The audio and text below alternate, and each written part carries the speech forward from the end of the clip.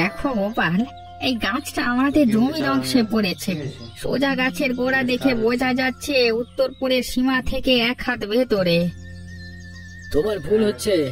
রাস্তার মাঝে সীমানার পাথরটা দেখো, গাছের গোড়া তার দক্ষিণে, মানে এটা দক্ষিণপুরের অংশ। সে পাথর তো বছর 3 আগে বর্ষা একটু সরে গেছে। তাহলে তোমরা সেটা আবার বসালে না কেন? আমার কাকা সেই পাথরটা বসিয়েছিল, গ্রাম সভার নথিতে আছে। আলু গাছের পাতা আমাদের দিকে বেশি, কাজী মালিকানাও আমাদের। পাতার দিক থেকে জমি মাপা হয় নাকি? গোড়া দেখে ঠিক হয়?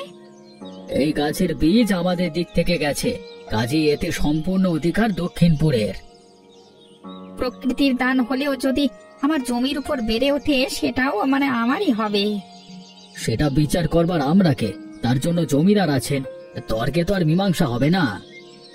ঠিক আছে, কালকে সকালে বাজারের চত্বরে সবাইকে ডাকা হয়েছে, দেখা যাক সবাই কি বলে। যতক্ষণ না মীমাংসা হচ্ছে ততক্ষণ গাছে হাত দিও না। আলু গাছ যেমন আছে তেমনই যেন থাকে। তোমাদের আলু গাছের বিবাদ মিটলো? আর বলো না, সামান্য একটা আলু গাছ নিয়ে কি অবস্থা। ওরাও যখন ছাড়বে না, আমরাই বা কেন ছাড়বো? সে তো ঠিকই, তাই মীমাংসা কে করবে শুনি? কালকে বাজারের সামনে 2 গ্রামের জমিদার আসবেন, সবাইকে যেতে বলেছে। নিশ্চয়ই একটা সমাধান বেরোবে। ওদিকে বাবার জমিদারের পাওনা টাকা দেওয়ার সময় হয়ে গেছে, ভাবছি কালকে কয়েকটা দিন সময় চেয়ে নেব। অনেক তো চেষ্টা করলে সময় মতো ধার শোধ করে দেওয়ার। ধানের দাম যে এমন পড়ে যাবে আগে থেকে তো কেউ ভাবেনি বলো। দেখো জমিদার মশাইকে অনুরোধ করে যদি আর কিছুদিন সময় দেয়। আমার শুধু একটাই চিন্তা, টাকা দিতে না পারলে যদি জমিটা নিয়ে নেয়, ওটুকুই তো শেষ সম্বল।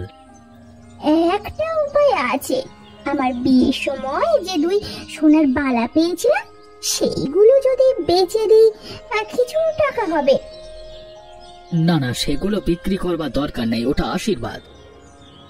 গুরুজনের আশীর্বাদ সব সময় আমাদের সঙ্গে থাকে।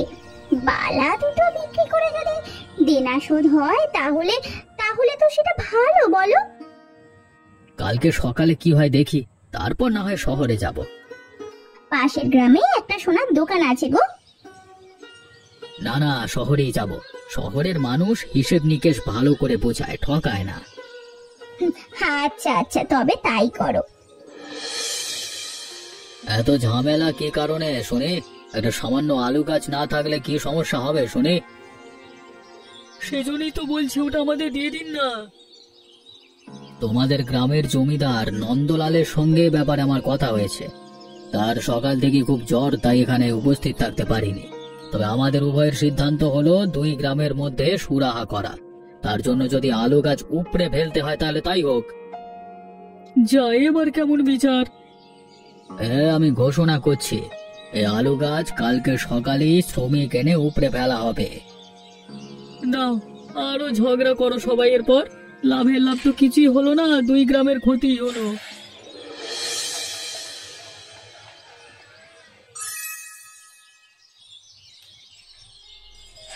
আরে গোপাল, শুনেছিস আলু গাছের নিচে গুপ্তধন পাওয়া গেছে? তো ধন? হ্যাঁ রে, কত সোনার গয়না, সোনার কয়েন। গাছ উপড়ে ফেলতেই নিচে একটা তামার বাক্স পাওয়া যায়। সেই বাক্সে তালা ভেঙে খুলতেই ভেতর থেকে গয়না, সোনার হার, বালা, পুরনো মুদ্রার ঝকমকানি ছড়িয়ে পড়ে। সবাই দেখে অবাক হয়ে যায়। এ তো অবিশ্বাস্য ব্যাপার গো, আলু গাছের নিচে সোনা। এতদিন আমরা ভাবতাম এই জমিটা অভিশপ্ত।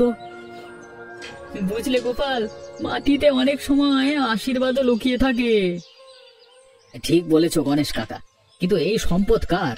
এত সোনা কার ঘর থেকে এলো বুঝবো কেমন করে? হয়তো পুরনো কালের কোনো পরিবারের সম্পত্তি, কেউ পুঁতে রেখেছিল। এখন জমিদারেরা এসে নিশ্চয়ই বলবে এটা তাদের জমির অংশ, তাই সোনা তাদেরই। তার আগে 2 গ্রামবাসীর মধ্যে ঝামেলা শুরু হবে। এ বলবে আমাদের গ্রামের সোনা, ও বলবে আমাদের গ্রামের সোনা। তারপর সব সোনা জমিদারের হয়ে যাবে। আমরা শুধু দেখেই যাব আর নিজেদের মধ্যে ঝামেলা করে যাব। 2 গ্রামের মধ্যে হাফ করে ভাগ করে দিলেই তো হয়। এই সোনা দিয়ে গ্রামের স্কুল বানানো যাবে, পুকুর মেরামত করা যাবে। ওসব স্বপ্নই থেকে যাবে, সামান্য একটা আলু গাছ নিয়ে কি অবস্থা হলো, এবার সোনা দিয়ে কি শুরু হয় দেখিস। ছাড়ো তো এসব, এমনিতেই নিজে জ্বালায় জ্বলছি। জমিদারের কাছে কত টাকা দেনা হয়ে গেছে, বউয়ের সোনা বিক্রি করতে শহরে যাব ভাবছি।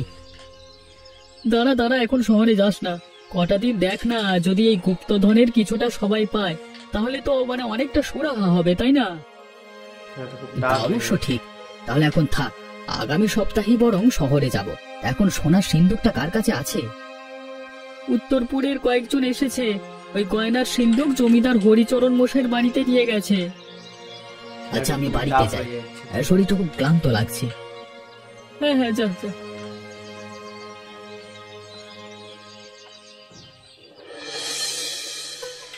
নন্দলাল বাবু, আলু গাছ উপড়ে ফেলবার সিদ্ধান্তটা তাহলে ভালোই ছিল, বলুন।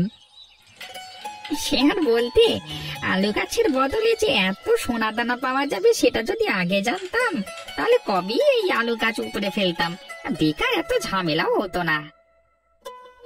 আলু গাছ উপড়ে ফেলবার কথাটা কিন্তু আমি আপনাকে বলেছিলাম, তাই এই সোনার 60% আমাদের।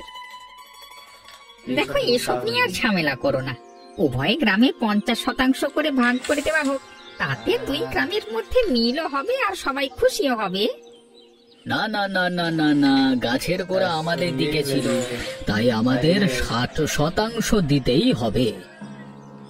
কি আশ্চর্য, এভাবে ভাগাভাগির হিসেব দিলে তো আমিও বলতে পারি সবটাই আমাদের প্রাপ্য, কারণ ওই আলু গাছের পাতা আমাদের দিকে বেশি ছিল।